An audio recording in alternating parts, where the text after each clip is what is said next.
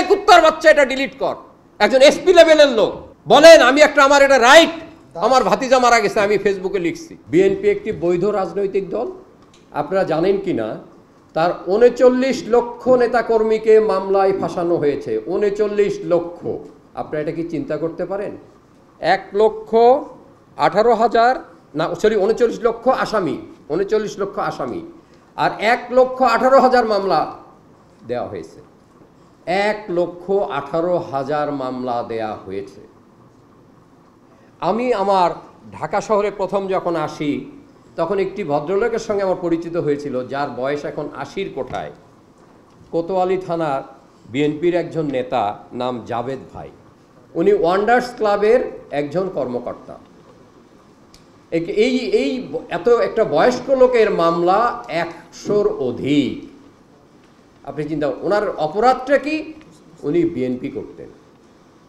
ওনার অপরাধটা কি? উনি বিএনপি করেন। উনি জিয়াউর রহমানের দলের একজন কর্মী।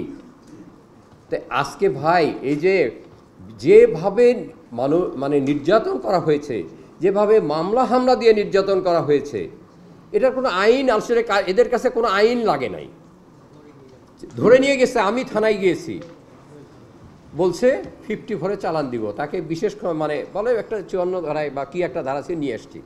দেখা গেছে পরবর্তীতে তাকে আরো 3টা মামলা দিয়ে, 5টা মামলা দিয়ে। তা আমার কথা আসলে বিএনপির কথা একটু তুলে ধরলাম। পাশাপাশি আমি শুধু এইটুকু বলবো, আসলে এই আন্দোলনের ঘটনায় আমি হাউস বিল্ডিং মানে উত্তরাতে আমি শুরু থেকে শেষ পর্যন্ত ছিলাম।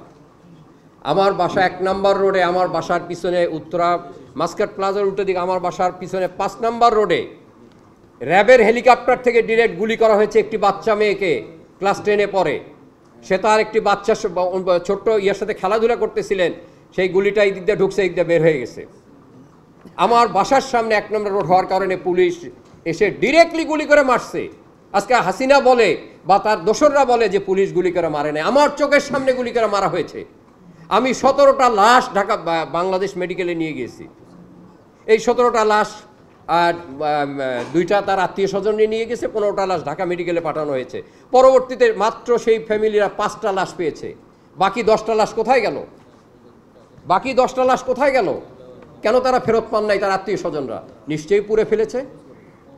আজকে এই যে যারা এই, বিশেষ করে বলবো যাদের কারণে আমরা আজকে মুক্তভাবে কথা বলতে পারতেছি, প্রথম আমি মনে করি তাদের এই পুনর্বাসন করা, সাহায্য সহযোগিতা করা যারা হারিয়েছে।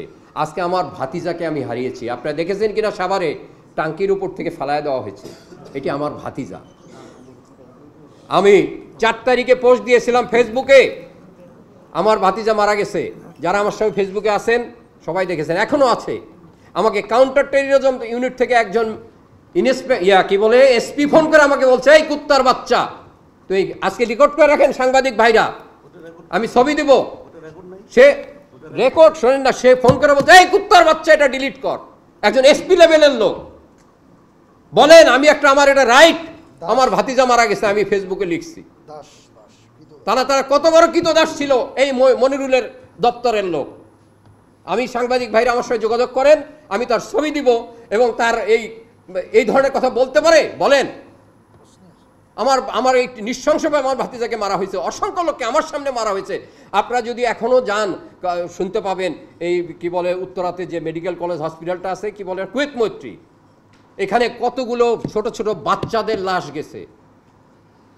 ভাই এখানে অনেকে আসতে কথা বলতে পারতেছেন না। আমি উত্তরাতেও দেখি নব্য বিএনপির সৃষ্টি হয়েছে অনেকের। অনেক লোক বলতেছে পার্কে কথা বলতো না, আমি 7 নম্বরে পার্কে হাঁটি, হাতে গোনা 4 জন, সাবেক আইজি খালেক সাহেব, মানে দুঃখে কথাগুলো বলতেছি। আমরা মাত্র 4টি লোক কথা বলতাম বিএনপি পক্ষে, এখন ওখানে কয়েকশো লোক বিএনপি হয়ে গেছে। বলে আমি অমুক কমিটিতে আছি। ভাই আসে হাত, ভাই আমি অমুক জায়গার অমুক। ভাই একটা প্রতিবাদ করার মতো সাহস ছিল না। এবং এই আন্দোলন সংগ্রামে আমরা গার্জিয়ানরা অংশগ্রহণ করেছি। আপনারা উত্তরাতে দেখেছেন কিনা, মানে যে বাচ্চারা অংশগ্রহণ করেছে তাদের সাথে।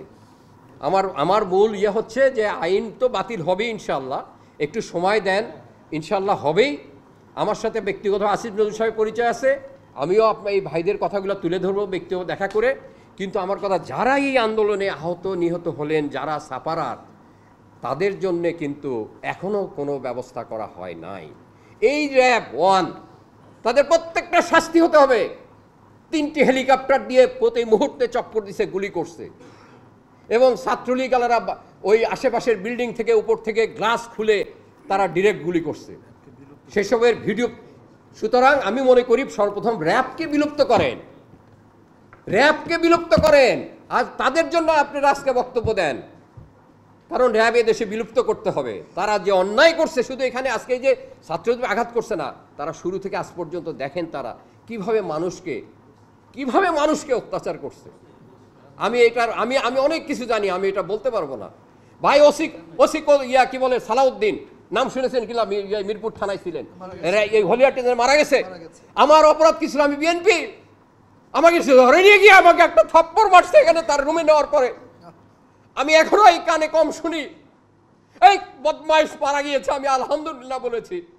হলিয়াটি জানে, সে আমার সামনে সেদিন 17 জন ছাত্র শিবিরের লোককে ধরে নিয়ে এসছে, যাদেরকে পরবর্তীতে আপনারা ইতিহাস লিখে রাখেন, র্যাবে হস্তান্তর করা হয়েছে। 17 জন শিবির একই দিনে শিবির মিছিল করেছিল পল্লবীতে। জামাতের যারা আছে জিজ্ঞেস করেন, আমরা বিএনপি, আমাদের স্থান ছিল মিরপুরে 10 থেকে আগারগা পর্যন্ত। আমরা এই এলাকায় 4টি মিছিল বের করেছিলাম। জামাতে ইসলাম এবং শিবির মিছিল করেছিল পল্লবী এলাকায়। এই সালাউদ্দিন 17 জন লোককে র্যাবে হস্তান্তর করছে। আমার ধারণা হয়তো সেই 17টি শিবিরের সন্তান একটিও তার বাবা মার কাছে ফিরে যেতে পারেন নাই, ইতিহাস সাক্ষী। তো এই যে অত্যাচারগুলো হয়েছে, হ্যাঁ অনেকে হয়তো ধরে নিয়ে জেলে গেছে, অনেক কিছু করছে, কিন্তু আজকে অসংখ্য লোককে গায়েব করে ফেলেছে, অসংখ্য